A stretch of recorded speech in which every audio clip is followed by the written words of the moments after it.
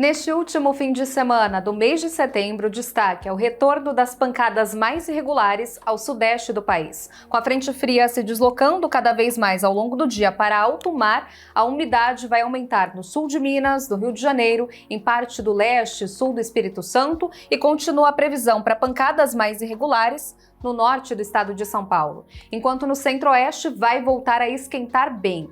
Devido a esse rápido aquecimento e a entrada de umidade na atmosfera, algumas áreas do sul de Goiás podem receber chuva de maneira bem pontual. No norte do país, calor e umidade também provocando pancadas mais irregulares e pouca chuva na região do Nordeste em todo o final de semana.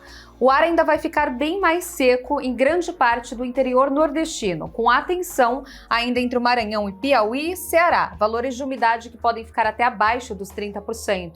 Enquanto no sul do Piauí, no oeste da Bahia e no nordeste de Minas, os valores de umidade podem ficar entre 20% e 12% ao longo do sábado, e com máximas que seguem acima de 30 graus.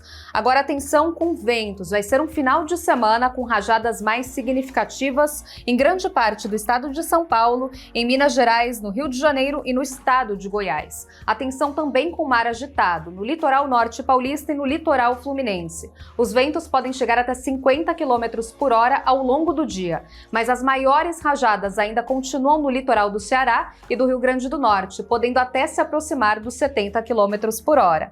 Boa parte do país vai ter um último fim de semana de setembro com sol. A quantidade de nuvens aumenta ainda nas primeiras horas da manhã em Curitiba e Florianópolis, mas a tendência é que a chuva vá diminuindo. São Paulo pode amanhecer com garoa, à tarde o tempo volta a ficar firme e a máxima não deve passar dos 23 graus, mas já melhora bem a qualidade do ar. Em Campo Grande, a temperatura volta a disparar com máxima prevista de 37 graus. Enquanto em Belo Horizonte já temos a possibilidade para um pouco de chuva. São pancadas que podem vir com força, com raios e com ventos, mas que já ajuda a limpar um pouco a atmosfera.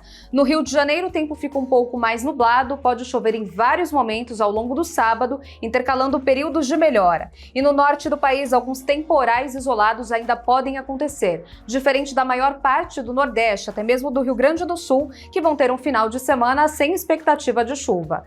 O risco de temporal é maior entre o interior do Amazonas, parte do Acre e ainda na divisa de Minas Gerais com o estado de São Paulo. Algumas pancadas podem vir com força em Mococa, Franca, região de Ribeirão Preto, no estado paulista, e até com eventual queda de granizo. Já em relação às temperaturas, Cuiabá pode ter máxima chegando a 39 graus, enquanto no Rio os termômetros não passam dos 25. Já em Porto Alegre, máxima de 24 graus, 27 em Salvador e 35 graus em Manaus. Para o último domingo do mês, a condição ainda é de pancadas mais irregulares sobre a maior parte do país, mas as temperaturas vão voltar a subir, especialmente na região sudeste. Em São Paulo, a máxima já pode alcançar os 26 graus. Em Belo Horizonte, ainda mantida a condição para pancadas bem irregulares. A chuva deve começar a avançar mais para o Espírito Santo e ainda continua entre o norte do Rio e o interior do estado fluminense. Em Nova Friburgo e Petrópolis, a condição é de um dia bem nublado.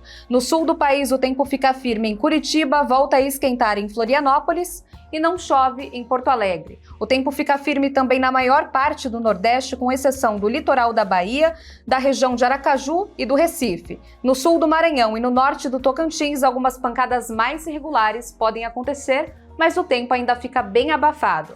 Em relação às temperaturas, Cuiabá já com destaque para o calorão de 42 graus. Em Porto Alegre, a máxima pode chegar a 26, calor de 28 no Rio e máxima chegando a 31 em Manaus.